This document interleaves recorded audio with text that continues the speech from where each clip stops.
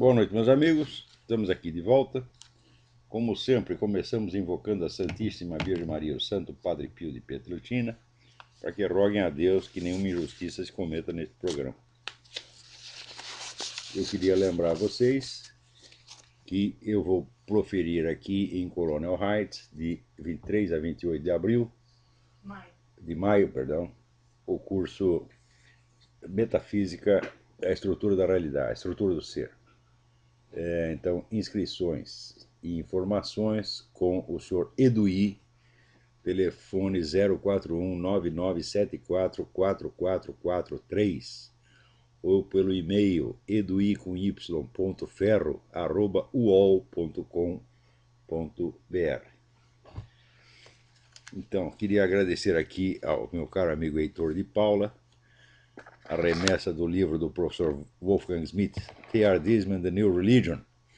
Eu já li esse livro anos atrás, eu li todos os livros do professor Wolfgang Schmidt, mas justamente na minha mudança, este aqui havia se perdido. Então foi uma coisa muito oportuna. Muito obrigado, Sir Hector. Né?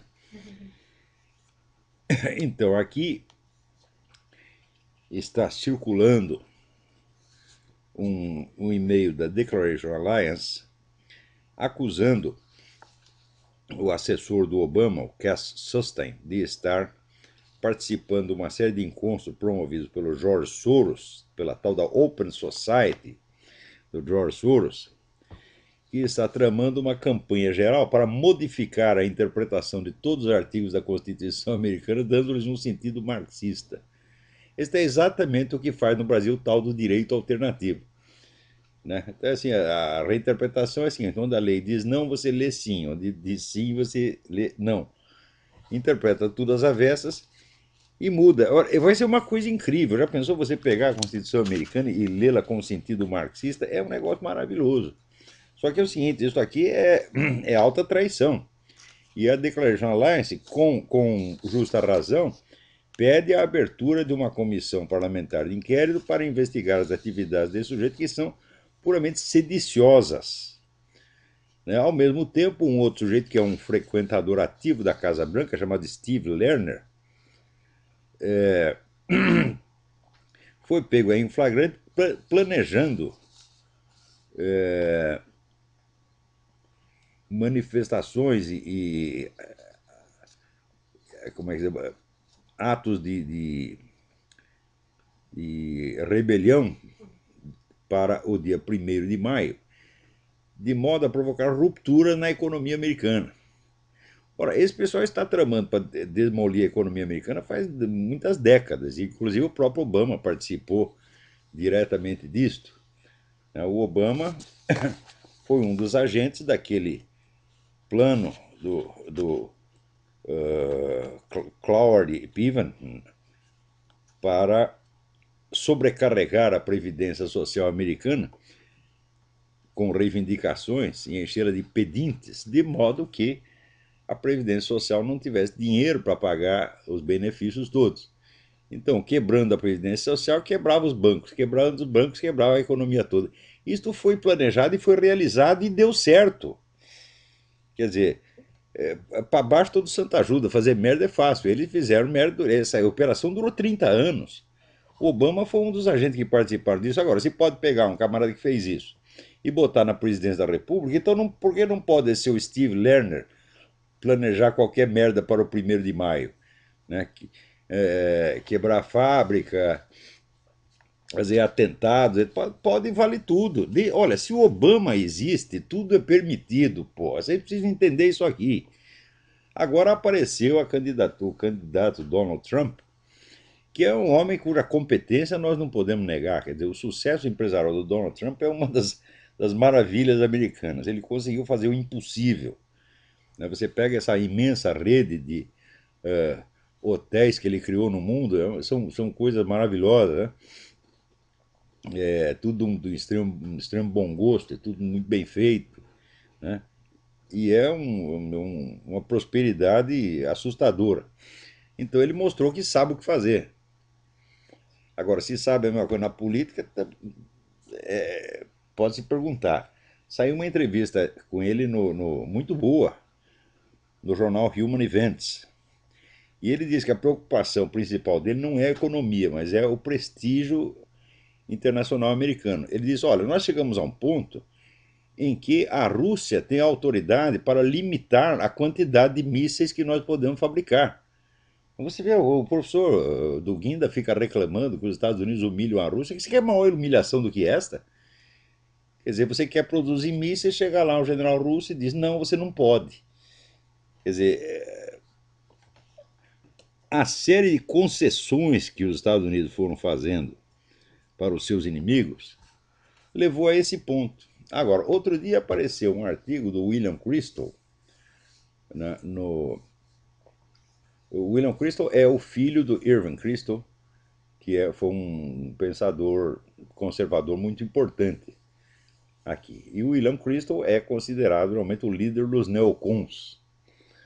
Bom, a política neocon pregava que os Estados Unidos deveriam intervir no mundo inteiro, levando a democracia, impondo o regime democrático. Foi em nome dessa política que se invadiu o Iraque. É verdade que a democracia está funcionando no Iraque, né? Mas funciona só para os muçulmanos.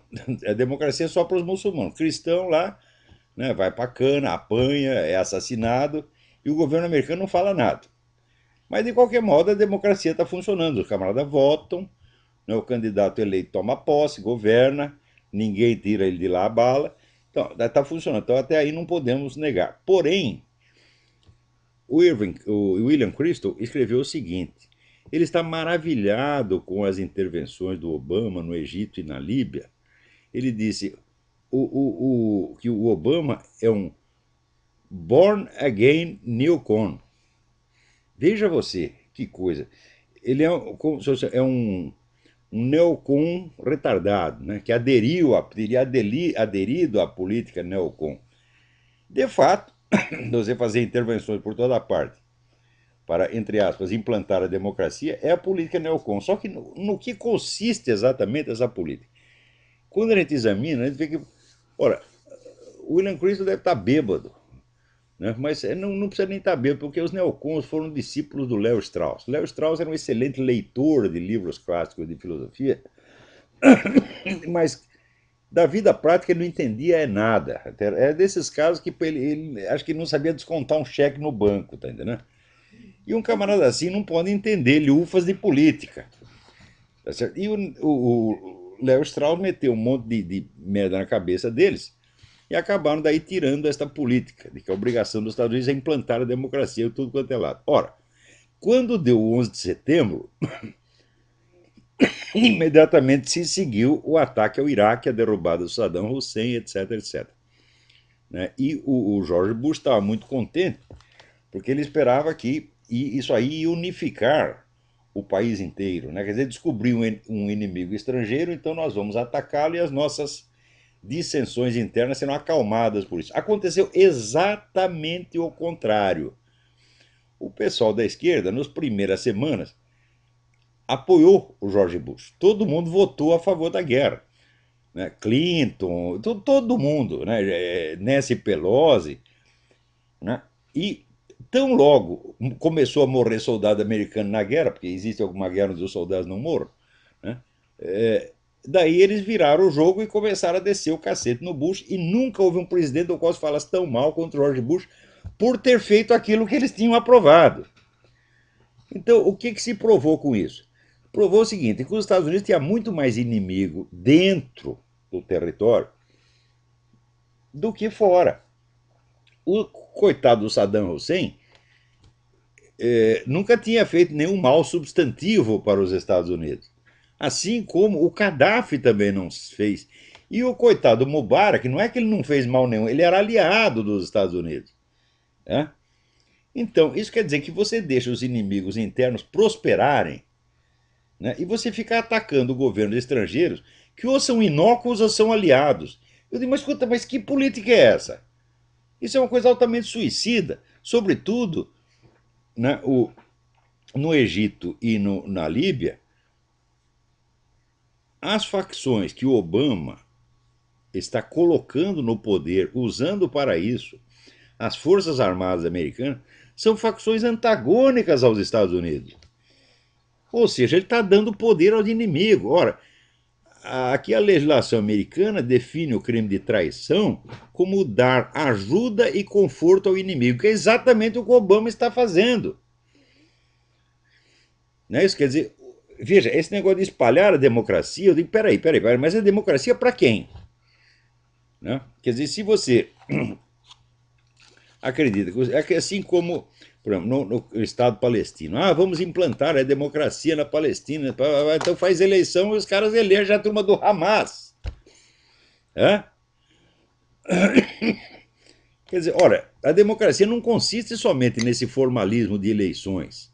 A democracia pressupõe imprensa livre, tá certo? Pressupõe que não haja hegemonia ideológica de um partido, etc, etc.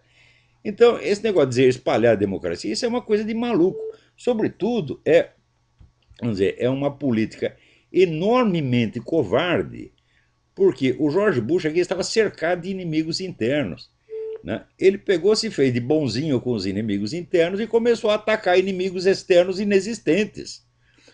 Quando houve o 11 de setembro, era a chance de o presidente dizer: olha aqui, isto aconteceu por causa de vocês.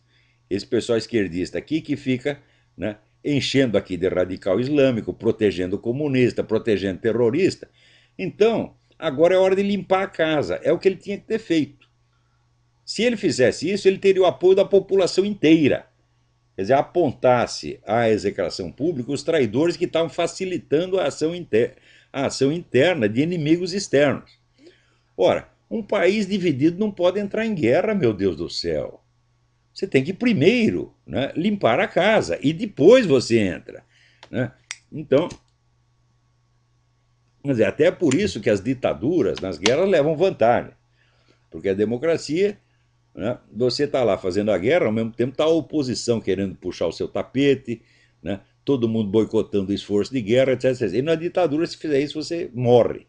Tá certo? Então, agora, já que você não pode implantar uma ditadura e unificar o país à força, então você tem que aproveitar, vamos dizer, quando o crime veio à tona, para você denunciar os verdadeiros traidores e excluí-los da política. Né? Se fosse investigar, vamos dizer, o currículo de ajuda dada aos inimigos por Clinton, Nancy Pelosi, Obama, etc., já era um negócio fabuloso. Então não era hora de atacar um inimigo externo. O que fez o Clinton? Tentou apaziguar os inimigos internos, atacando o inimigo externo, que era perfeitamente inócuo. Né? E isso é que os neocons consideram a política inteligentíssima. Eu digo, meu Deus do céu. Né? Essa política neocon tem sido, vamos dizer, uma fonte de desgraças. E note bem, críticas desse tipo eram o que o próprio Donald Trump já fazia no tempo do Bush, que era a coisa mais óbvia do mundo. Eu mesmo escrevi, falei, olha, o que você acha do George Bush? Eu falei, o George Bush foi o melhor presidente que o Iraque já teve. Agora, presidente dos Estados Unidos ele nunca foi. Né? Foi presidente do Iraque e quebrou o galho do Iraque. Tanto que, né, o Iraque era o país onde era um dos políticos mais populares. O pessoal adorava no Iraque e não sem razão. Ele livrou os caras do Saddam Hussein. Puta merda, Saddam Hussein tinha matado 300 mil pessoas, pô. Então tirar esse cara de lá foi um imenso benefício para o Iraque. O que isso resultou de bom para os Estados Unidos? Absolutamente nada.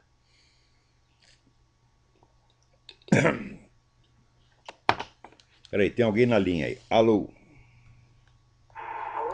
Alô? Sim? Nossa, a ligação tá ruim. Liga de novo. Então, agora aqui me chegou notícia de que em Roma estão realizando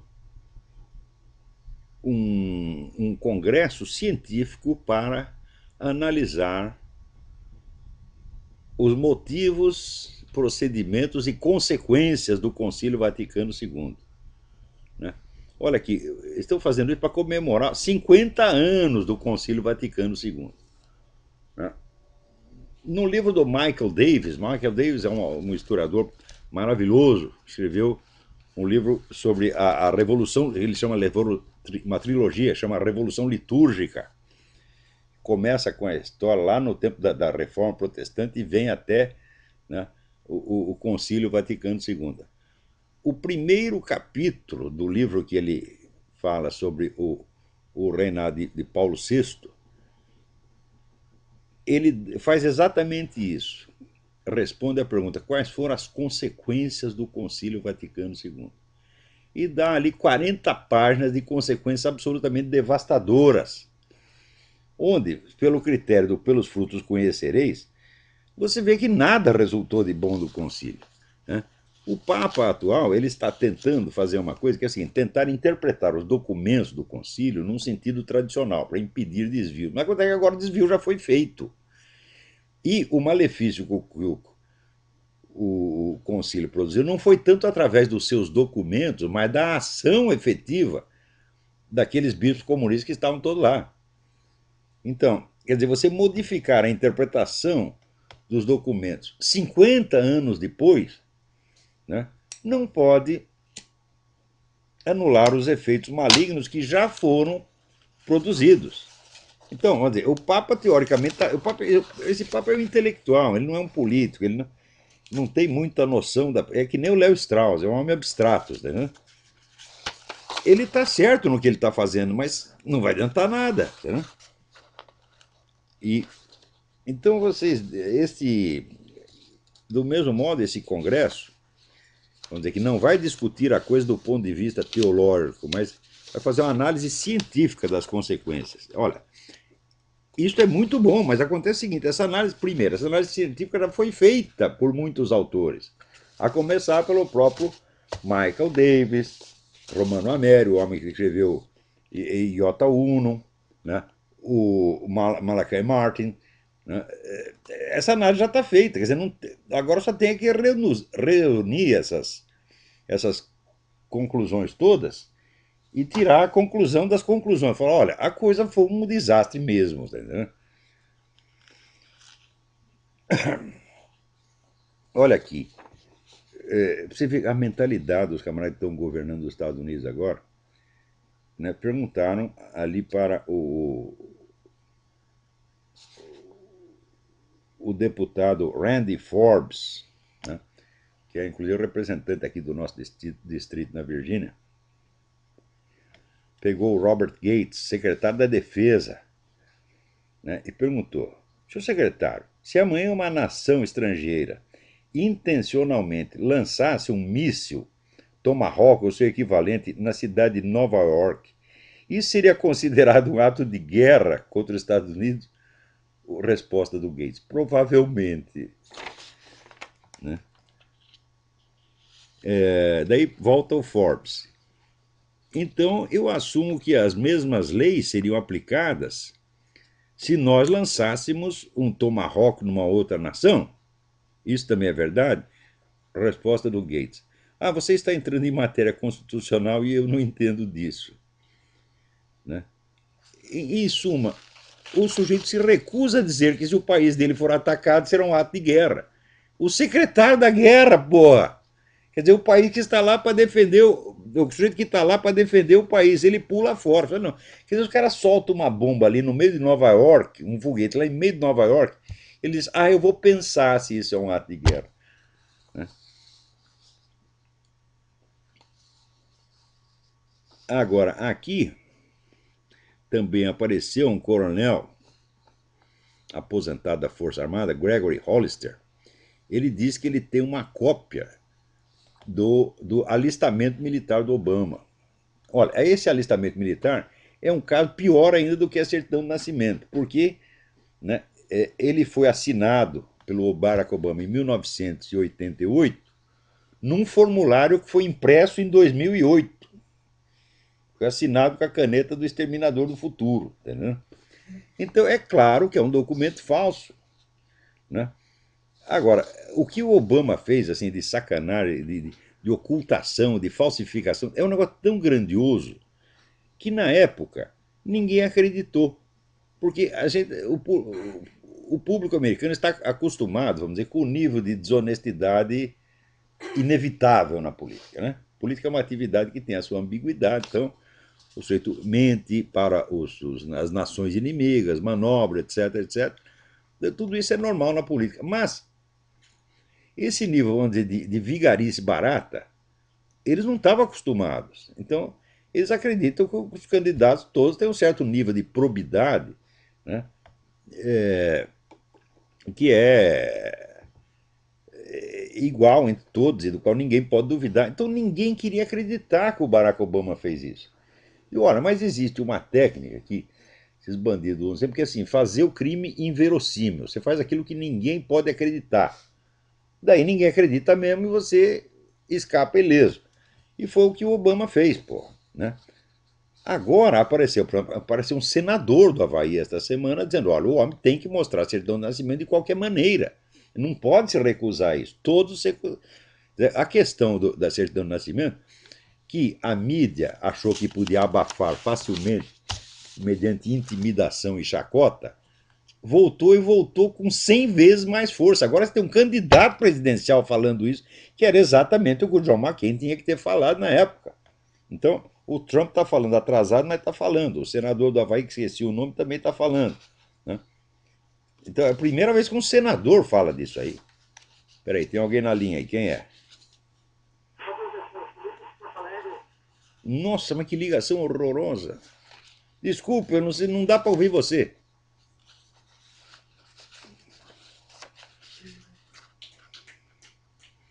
Alô? Tem mais alguém aí na linha? Alô? Essa ligação aí também pifou.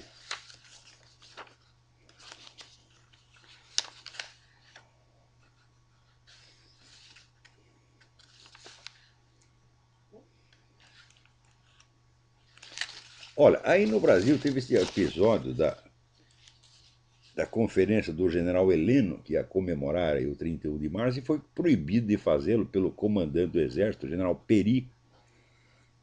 Né? Eu sempre disse, eu não comparei uma bicicleta usada do general Peri. Tá certo? O nacionalismo, o patriotismo dele, para mim, é a coisa mais duvidosa do mundo. Agora, a gente fala isso e o pessoal militar diz, não, ele é um grande homem, ele é um patriota, etc. Tá aí o patriotismo, né? E taparam a boca do general Heleno, dizendo, olha, as Forças Armadas celebram o 31 de março desde o 31 de março. Todos os anos. Todas as Forças Armadas fazem isso. Ou seja, isso é um direito adquirido, meu Deus do céu. Ninguém pode mexer nesta coisa. Então veio o governo e proíbe. Quer dizer, então agora as Forças Armadas são instrumentos de propaganda do governo.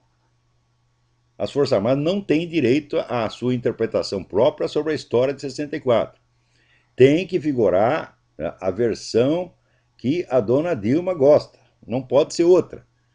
E, ao mesmo tempo, então vai ela e faz um discurso lá para os milicos, dizendo, não, o Brasil corrigiu os seus caminhos. Corrigiu os seus caminhos, dona? A senhora veja a taxa de criminalidade durante o tempo da abominável ditadura militar e veja o que veio depois. Foi a partir de 1998, 88, quando veio a Constituição Cidadã, aí liberou geral, meu filho. Tá certo? Ademais, a aliança do seu partido com o Farc, das Farc com o Comando Vermelho, etc., está matando 50 mil brasileiros por ano, meu Deus do céu. Né? Veja, a ditadura não matou 50 mil pessoas em 20 anos. A ditadura é acusada da morte de 300 ou 400 pessoas, a maior parte em combate. Tem uns casos que dizem que matar na cadeia é uma coisa ilegal mesmo, tá? Mas a quase totalidade foi morte em combate, 400 pessoas. Agora, o governo que se alia com organizações criminosas e dá campo livre para eles matar quem quiser, é culpado da morte de 50 mil brasileiros por ano. É isso que está acontecendo. Ademais, a famosa ditadura jamais criou um controle da opinião pública como vocês criaram. Na época da ditadura havia oposição, havia dezenas de jornais de oposição, jornais comunistas que circulavam livremente. De vez em quando a censura vetava uma matéria ou outra, mas os jornais circulavam. E o que não saía numa edição saía na outra. Às vezes vetava uma. Eu mesmo vi isso. Notícia que foi vetada hoje, 2 dias depois era liberado. Então, jamais se criou um sistema de controle draconiano da opinião pública, como vocês criaram. Vocês criaram a verdadeira ditadura. Na época, o governo tinha um nome de ditadura, mas não era. E hoje em dia não tem nome, mas é. Então, veja, por exemplo, nas universidades o pessoal se manifestava livremente contra o governo o tempo todo. Agora você não pode, meu filho. Você fala uma vez, duas vezes, três vezes, na terceira você começa a te boicotar e põe para fora. Quer dizer, o número de casos é imenso. Eu recebo toda semana, recebo depoimentos de pessoas que sofreram censura dentro da universidade. Então nós estamos sob uma ditadura sim, dona Dilma. A coisa mais óbvia do mundo. Né? Você vê esta matéria, que inclusive até incluiu uma entrevista minha, sobre o sumiço da direita no Brasil. Você acha que a ditadura sumiu com a esquerda? Meu Deus, estava cheio de esquerdista no Congresso, estava cheio de esquerdista na mídia, estava cheio de esquerdista no meio universitário. Todo mundo falando o que queria, porra. É? O tempo todo que durou o regime, ele enfrentou antagonismo, tá certo? E jamais pensou em tapar a boca dos adversários. Ao contrário, né? Tá lá o doutor Ulisses Guimarães durante 20 anos falando o que queria. Thales Ramalho falando o que queria. Né? O pessoal do PMDB inteiro falando o que queria, Oscar Pedroso Horta, todo mundo, porra. Né? E né, em plena ditadura, havia candidatos manifestamente apoiados pelo Partido Comunista. Esse que veio a ser depois governador de São Paulo, até esqueci, Goldberg, né? Alberto Goldman. Alberto Goldman lançou a sua candidatura apoiado pelo Partido Comunista, né? Se elegeu, fez a sua carreira inteira e culminou como governador de São Paulo. E está reclamando o quê? Agora experimenta apresentar um candidato verdadeiramente de direita, um candidato antiabortista, cristão, tá certo? Contra o casamento gay. Você não pode ser contra o casamento gay porque é crime. Hein? Quer dizer, você criminalizou a opinião que é da maioria do povo brasileiro, meu Deus do céu. E você vem dizer que não é ditadura? O que é isso, porra? Essa mulher é uma cínica. É uma cínica, uma filha da puta, vigarista, e digo isso na cara dela. E se for preciso ir pra cadeia por causa disso, vou com prazer antes na cadeia do que perto dela, porra. Como é que vocês respeitam uma mulher capaz de dizer isso? Vai lá dar lição de moral pros milicos. Ora, durante o governo militar não teve um general que ficou rico. Nenhum. O sujeito que era ministro das Obras Públicas, que é assim, ministro das Obras Públicas é um convite à corrupção, né? O coronel Mário Andreasa, que fez obras públicas magníficas, né? Todo mundo dizia, não, Andreasa está metendo a mão. Andreasa. Quando morreu, a família não tinha dinheiro para enterrar. Tiveram que fazer coleta para os amigos. Um cara que teve o poder na mão. O Marechal Castelo Branco pode ter os defeitos que tivesse, mas ele não comprava uma caixa de fósforo com o dinheiro do governo. Agora, quando vem vocês, vem um mensalão, que é o maior esquema de corrupção da história brasileira e um dos maiores da história mundial.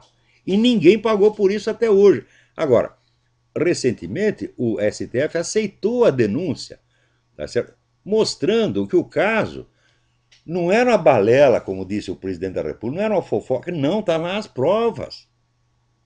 Quer dizer, existem elementos para colocar todas essas pessoas na cadeia, só que veremos se o STF tem a coragem de colocar. Então, o que vocês corrigiram o caminho do Brasil? Não, meu filho, vocês botaram o Brasil na privada, na lata de lixo. E criaram uma ditadura sob pretexto de democracia, que é, vamos dizer, um primor de controle da opinião pública. E todo mundo está aceitando isso. Agora, inclusive as Forças Armadas aceitam. Porque, vamos dizer, as demonstrações de indignação ante essa ordem prepotente do general Peri são de uma timidez, assim, que me faz vomitar. Olha, as Forças Armadas do Brasil acabaram, perderam a honra, tá entendendo? Já se venderam, e só querem saber de aposentadoria. Aquilo é um bando de merda, de gente de merda. Tirando aquelas meia dúzia que são o cara da reserva, o pessoal do grupo Inconfidência, tem o meu maior respeito, né? O pessoal ali do Ternuma, esses são verdadeiros combatentes. Mas, ora, é tudo pessoal da reserva, né? Nativa só tem boiola e vendido. Isso é o que aconteceu. Se vocês são os puxa-saco. Se você chegar lá, Joseph Stalin, Fidel Castro, Hugo Chávez, vocês vão bater continência e achar bonito, né? E ficam puxando o saco de governo sob o pretexto de lealdade à nação. Digo, olha aqui, vocês não são funcionários do governo. Hein? As Forças Armadas pertencem ao Estado e não ao governo, não a quem está no governo. Quando é que vocês vão aprender isso, porra?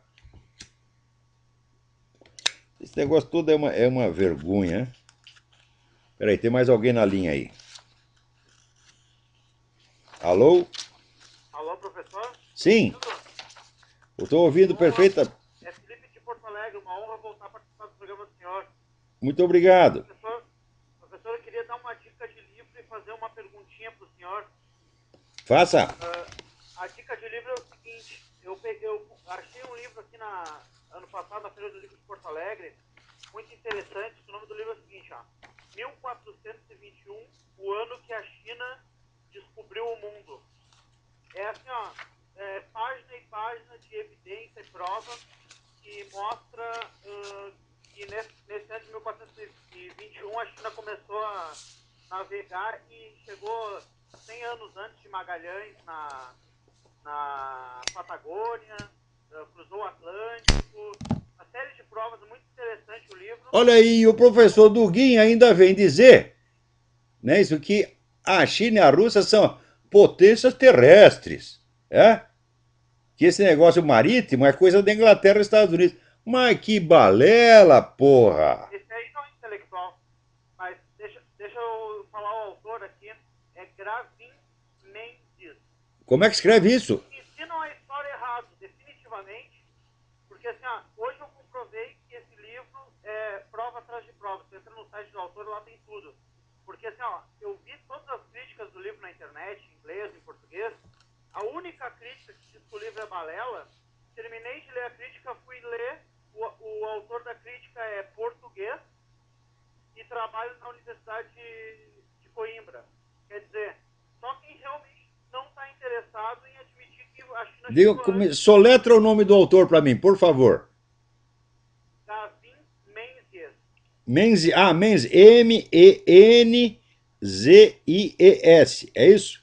Isso, Gavin com N. Gavin. E como é o nome do livro?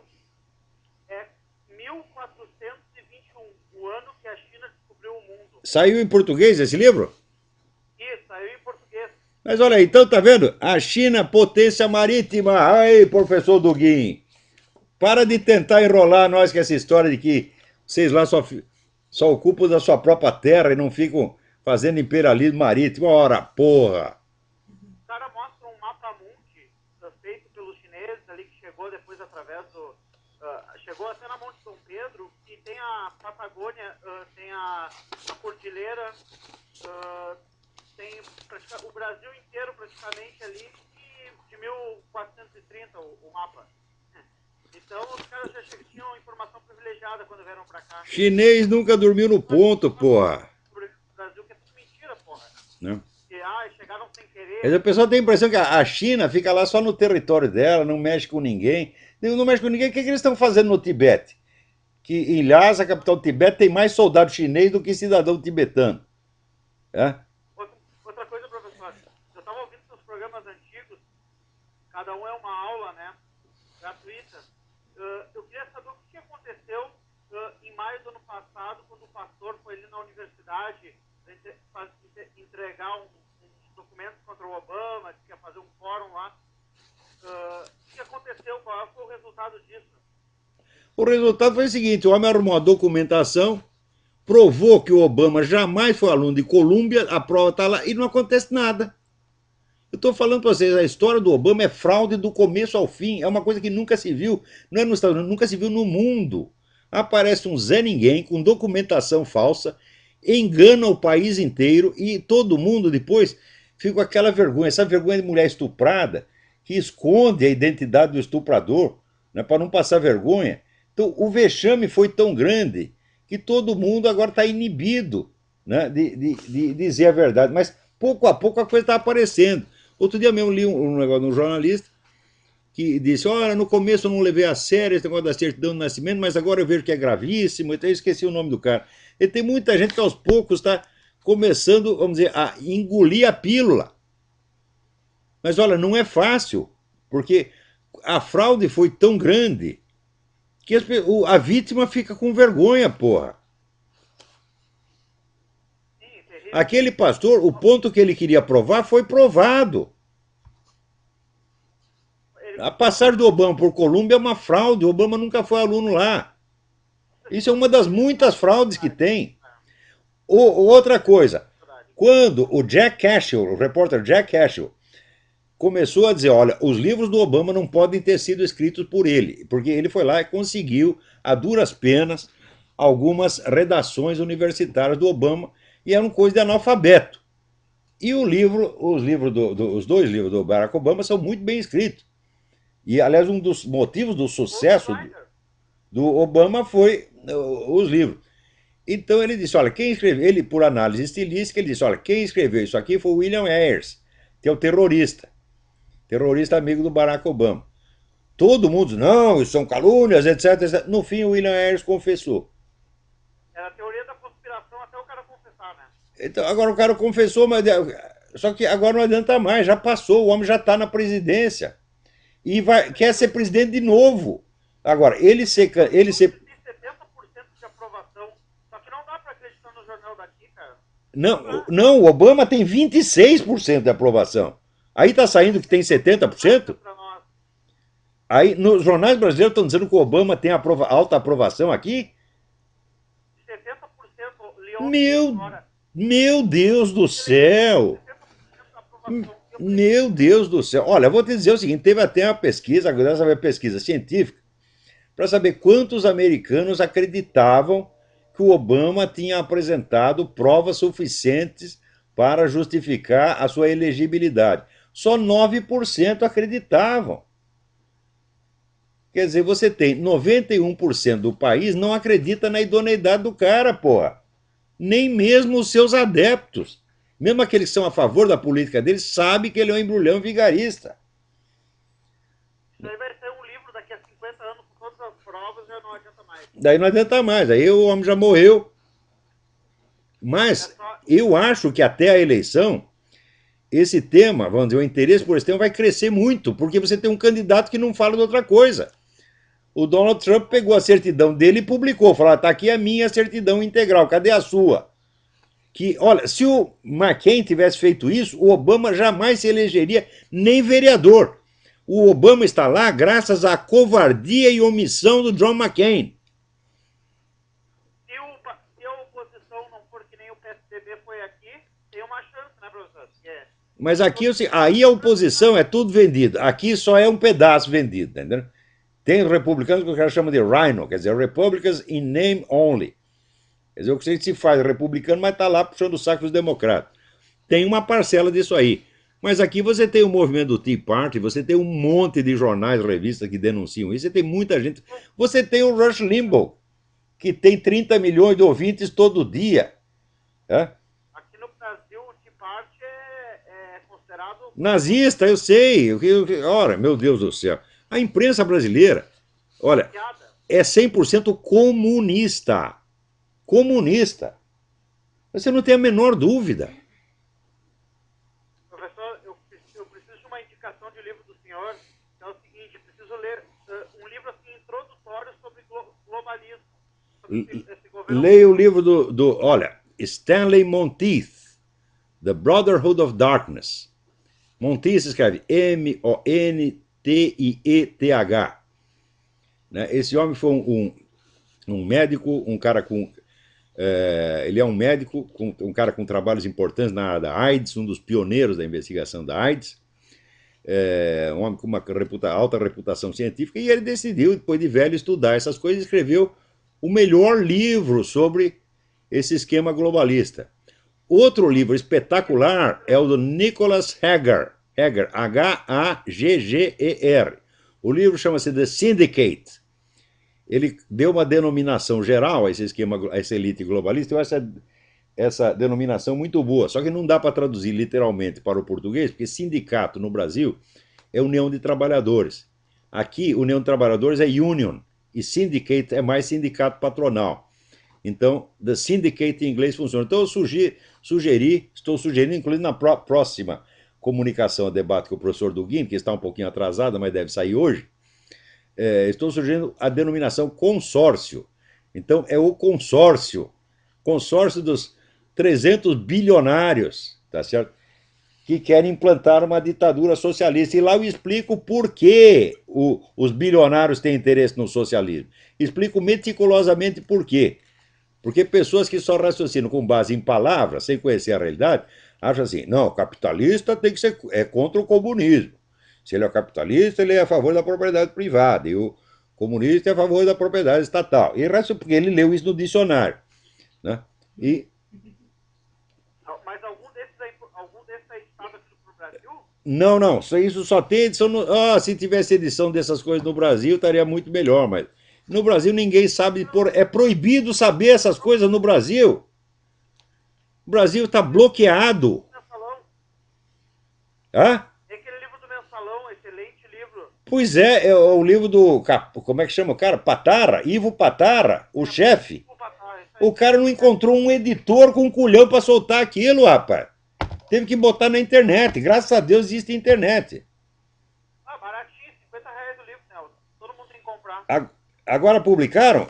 Impresso? Não, ele tem no site. Tem no site. Você paga 50 pau. 50 pau ele manda pra sua casa, né? Muito bem, ótimo. É edição, o próprio autor teve que publicar. Você vê que vergonha. Ainda falam que tem liberdade de imprensa no Brasil. Não tem nenhuma. Zero. Não, é 000. Quer dizer, nós estamos sob controle ditatorial da mídia, já existe. Em parte imposto pelo governo, em parte pelos agentes esquerdistas, comunistas que tem dentro da mídia. Na mídia inteira não tem um direitista. Não tem um, meu Deus do céu. Um cara que eu achava que era direitista, eu descobri que é vendido que nem todo mundo, era o Rogério Mendel.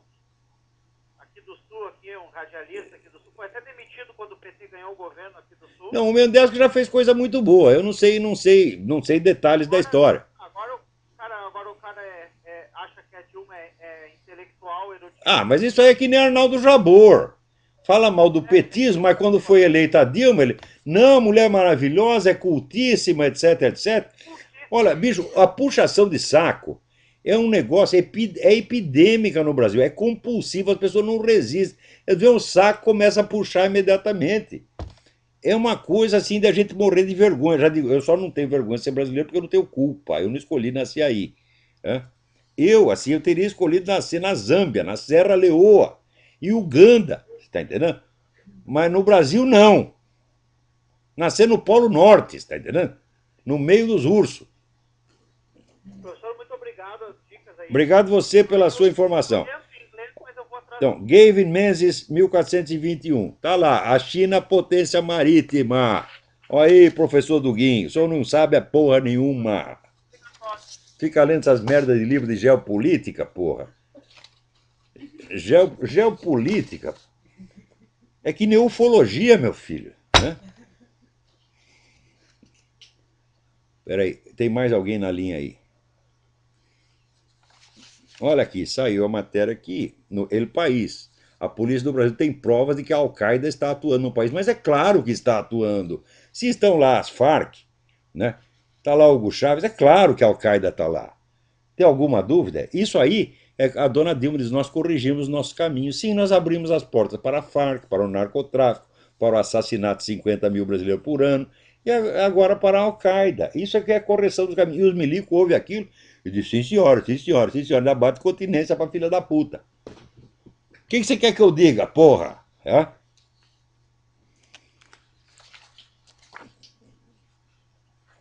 Alô, tem mais alguém na linha aí? Alô, Olavo? Eu? Tá me ouvindo? Perfeitamente. Tudo bem, quem tá falando aqui é o Marcos de Porto Alegre. Marcos de Porto Alegre, tudo bem? Tudo bem. O colega acabou de falar do livro do Nicholas Hager, né? Hager, não sei. É eu que falei. Por aqui na internet, Oi? Eu que falei, não foi ele. Sim, eu procurei aqui na internet e parece que tem em português, eu não sei se é esse mesmo, seria A Corporação. Ah, muito bom nome. Corporação, excelente, corporação. Não, É esse mesmo, é esse mesmo. É, se por... É, e aliás, eu só li esse. Quem publicou isso aí? Eu só que eu tinha ali. Oi? Quem publicou isso aí? Vamos ver. Peraí. Editora Cultrix. Nossa senhora, que coisa maravilhosa! A Cultrix é uma grande editora. R$ 52 está o preço do livro, 22,5, 456. Olha, esse Nicholas Hager, esse homem é um gênio. Esse sujeito ele tem uma obra de filosofia da história importantíssima chamada Fire and the Stone. Fire and the Stones, O Fogo e as Pedras. Né? Um livro assim, da altura do livro do Toynbee. Melhor que o livro do Toynbee. Tem muita tese ali que eu não concordo, mas de qualquer modo, você vê que é uma coisa de grande valor. E esse estudo dele sobre, vamos dizer, o que ele chamou a corporação, o consórcio, né? É uma maravilha, tem tudo lá. Agora, deve ler primeiro o do Stanley Monteith, que é mais simples, mais claro, porque o Hager é um grande pesquisador, pensador, mas não é um grande escritor, não. Ele escreve meio confuso. Então, lê o Stanley Monteith primeiro, que está tudo lá. É o beabá do governo mundial. E se quer documentos como é que se diz, de fonte primária, então lê o livro do Lee Penn, o False Dawn, que é a Falsa Aurora. Tá? Que está aí, ó, Plano da Nova Civilização e Religião Mundial. O livro é constituído todo de documentos. Quer dizer, não tem como dizer não tem barriga me dói. Tá, toda essa putada da corporação está envolvida nisso. Tem todo mundo lutando para acabar com os Estados Unidos, cristianismo, católico e protestante, e Israel. Todo mundo. Isso aí é coisa que está mais do que provada.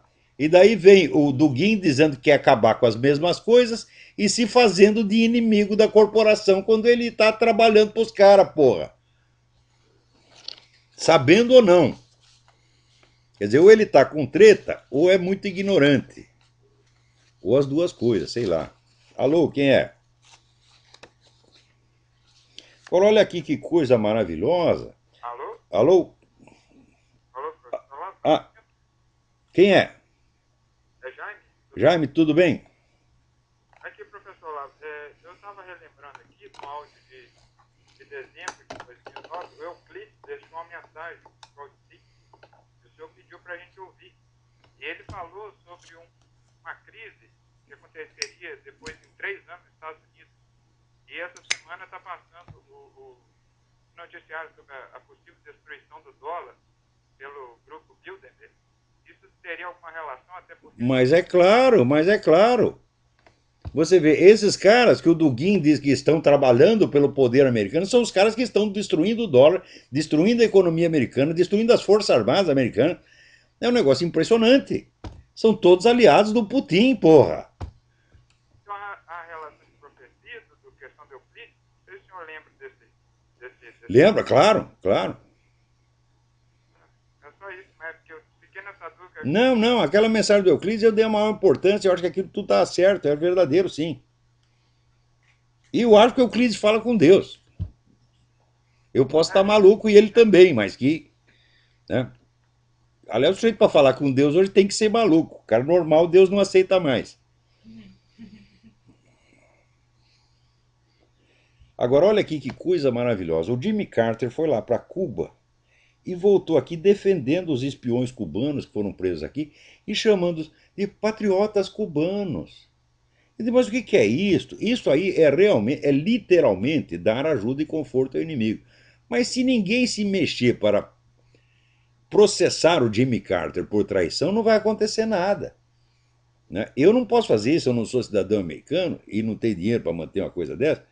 Agora, o pessoal todo que pergunta o que nós podemos fazer, etc. Tem alguém que me mandou aqui, eu estou procurando, estou com 100 páginas aqui, estou procurando alguém que sugeriu fazer um fundo para ajudar pessoas que são perseguidas pela esquerda. É claro que isso tem que ser feito.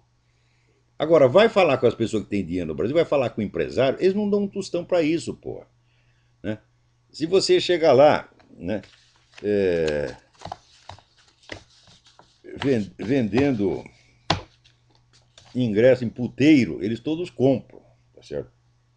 Não importa o preço. Agora, você chega lá e fala, olha, precisamos aqui um dinheiro para socorrer uma pessoa que foi perseguida, que tem que viver fora, como o Júlio Severo. Eu não estou aqui por perseguição, porque eu aguentei perseguição no Brasil 20 anos, tá até com o saco cheio. Mas não foi por causa disso que eu mudei para cá. Mudei para cá porque me ofereceram um emprego de correspondente, né? E, e além disso, a perseguição nunca chegou, vamos dizer, a realizar nada efetivamente com a gente. Ficou na ameaça, tá certo? É uma coisa que enche o saco, mas não chega a intimidar, tá certo? Então,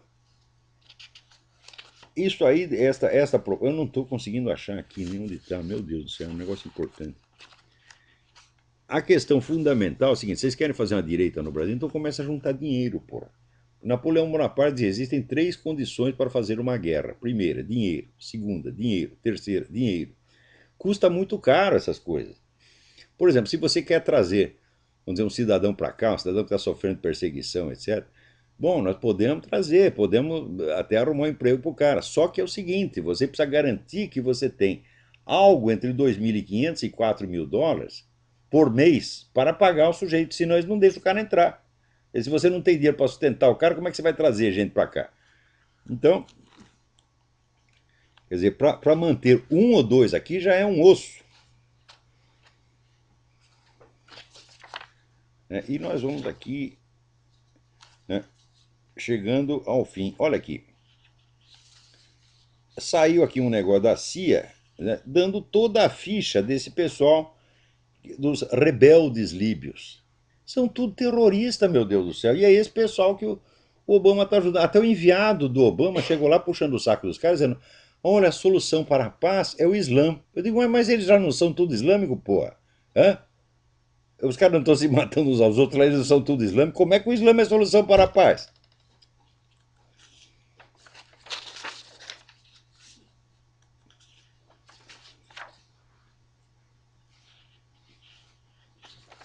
E olha aqui, veja você. Né? Na Costa do Marfim, o pessoal elegeu lá um presidente cristão. Né? Os muçulmanos se rebelaram, estão começando a matar a gente na rua, e as Nações Unidas estão apoiando os muçulmanos e querendo tirar o presidente. Pô, agora só falta o Obama. Você esqueceu da Costa do Marfim? Manda tropa lá para tirar o cristão, porra, e botar os muçulmanos. Você não quer pôr os radicais islâmicos no poder de toda parte? Não perca a chance, ô filha da puta. É?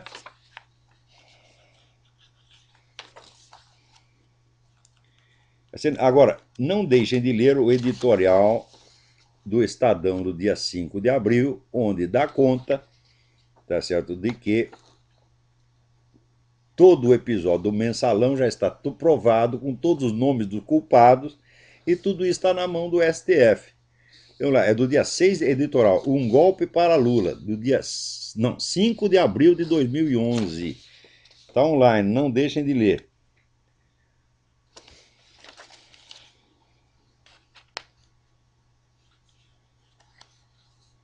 E olha aqui, o pessoal lá na Costa do Marfim já foi formalmente, o pessoal da ONU já foi formalmente acusado de culpa por massacre, porque o pessoal muçulmano está promovendo massacre de cristão a 3x2 lá. Tudo isso com a ajuda da ONU. Né? Então tem que ler, isso aí é tradição na ONU. Leia o livro do Edward Griffin, The Fearful Master, o Senhor Temível. Você vê que bela merda que é a ONU. Né? Agora, a China, que não dorme de botina, vendo que tem essas rebeliões aqui e ali, já mandou prender todo mundo. Essa semana já teve prisões em massa lá. Né? Mas olha, nem pense em fazer rebelião aqui. Né? Então é claro que rebelião na China o Obama não vai ajudar. Aqui, em discursos generais, Dilma diz que o Brasil corrigiu seus caminhos. Porra! Então, olha, nós... E para você ver que coisa, saiu aqui uma declaração na revista Front Page Magazine, do David Horowitz, saiu uma declaração do general Ion Mihai Pacepa, ele foi o chefe da polícia secreta romena durante o tempo do comunismo. E daí ele se encheu daquilo, fugiu para o Ocidente e contou tudo. Né? É um dos caras que mais entende disso no mundo. Então ele diz o seguinte: durante a Guerra Fria, a KGB era um Estado dentro do Estado. Agora a KGB, rebatizada FSB, ela é o Estado. Né? A União Soviética tinha um oficial da KGB para cada 428 cidadãos. A polícia secreta da Rússia Democrática tem quase o dobro disso, tem um oficial de polícia para cada 297 cidadãos. Você veja o que o Putin está aprontando, vocês vejam a que o professor Dugin está servindo. É uma ditadura ainda pior do que a que tinha no tempo do comunismo. Né? Então é isso aí. Ele disse: olha, o destino de milhões de pessoas assassinadas ou aterrorizadas pela polícia política ainda está, né, fechada, né, nos cofres da polícia secreta. Então ele diz: os carrascos não se incriminam a si mesmos. É verdade, são os carrascos que estão no poder ainda. Né? Então, olha, o nosso tempo acabou. Até a semana que vem. Muito obrigado.